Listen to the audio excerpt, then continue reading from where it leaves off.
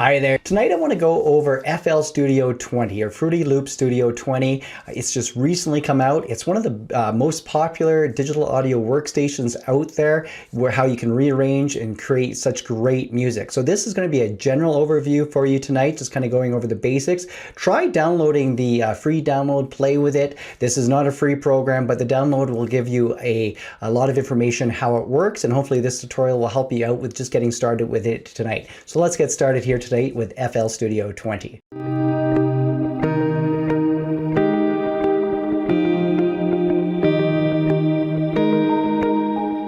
Works inside this example file that we have here. So you can see over here on the playlist, I have the green line representing what's being played right now, and I can drag through it and you can see all the different components of it.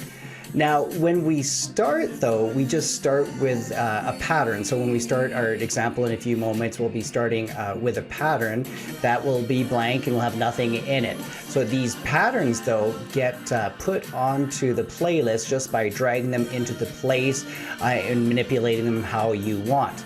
But to get these patterns, you need to kind of look over to the left in the channel rack. So we have all these channels in these rows, and if I just go ahead and let's say click on a certain channel, so if I drop down, I can select different channels. If I was going to pick chords, you can see how this one is highlighted here. So if I just go ahead, I'm just going to stop this one, and I'm just going to open up chords and just play it within here. You can see that's just that one channel, or say that one pattern that's making this sound. But when put together inside everything, this gets put over here, making that sound. And when you're compiling or composing your music, at the end, you're putting all those patterns together inside your playlist to get that sound that you want. So to get the new screen that I am in right now, we want to open a new project. Our menu in the top left-hand corner, you can see if I go File, New, I can also start from templates, but in this beginner walkthrough, I'm just going to be showing you the basics from just the new project right here. So once you get into this right here, you can see you have a lot of different windows, and let me just give you a brief explanation how some things move and what things are. Now you can grab these, grab everything and move them around to get it to the way you want. Maybe you have dual monitors and you can move things around. If any of these windows get closed at any time, like this, you can simply open them up by finding the correct menu item here to open them back up. One important thing that I really like in this is they have the hint panel right up here. So what you do is just hover over anything. So if you're wondering what something is like this, you hover over it and you can see that's the tempo there. If you want to know what this is, that's the song position. So it's a great way for beginners to make sure that they know everything around FL Studio.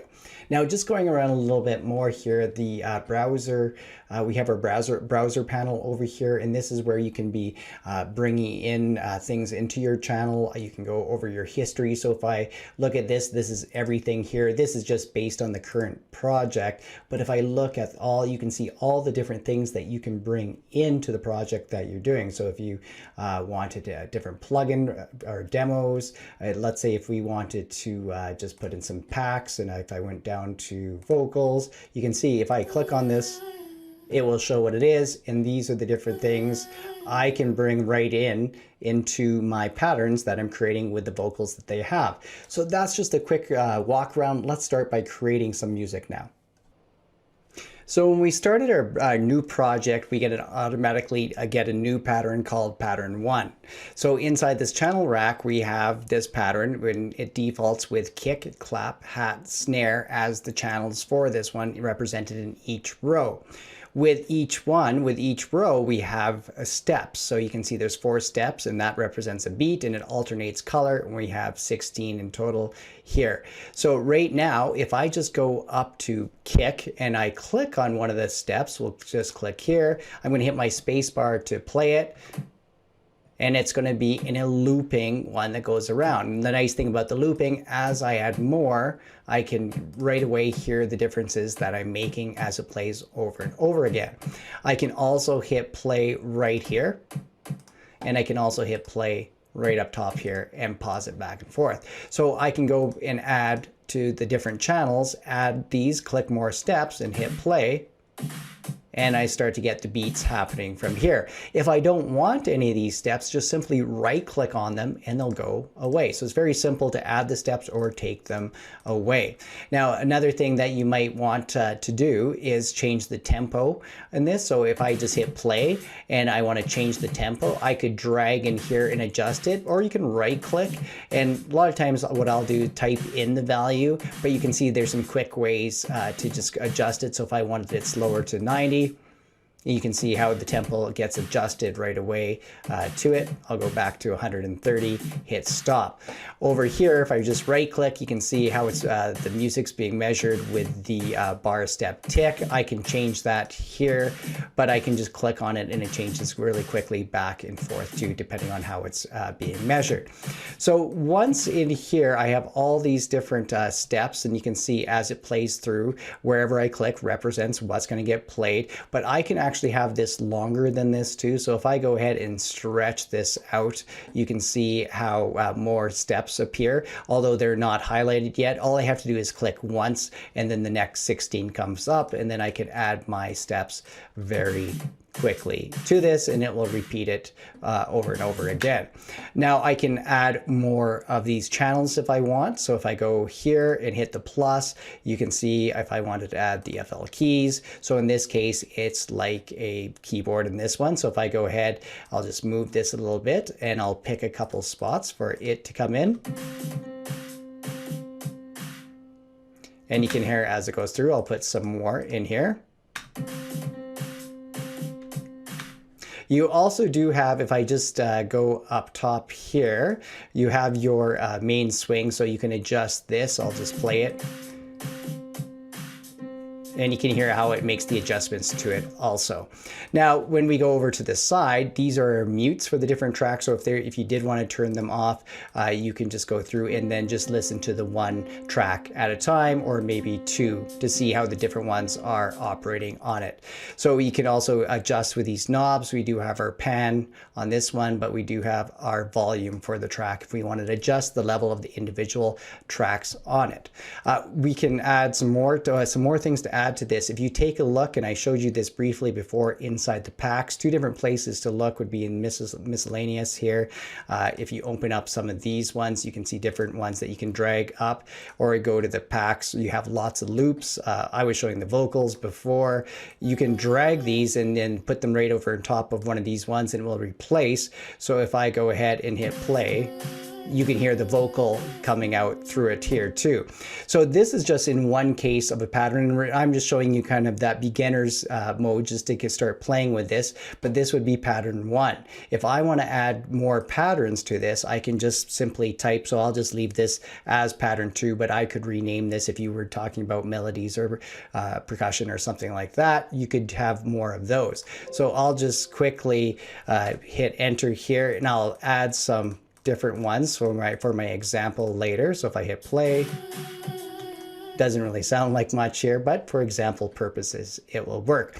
Some more things that you can do, you can adjust the way these look. So maybe you're getting a lot of tracks and you just want to visually change it with color. If you right click on these ones, you can see how you can rename color icon. So I could change the color and you can pick it and then how it stands out. You can even add an icon to it. You can go through and pick what you would like and it will add it there, just so you can have that visual representation to see how to quickly find different things.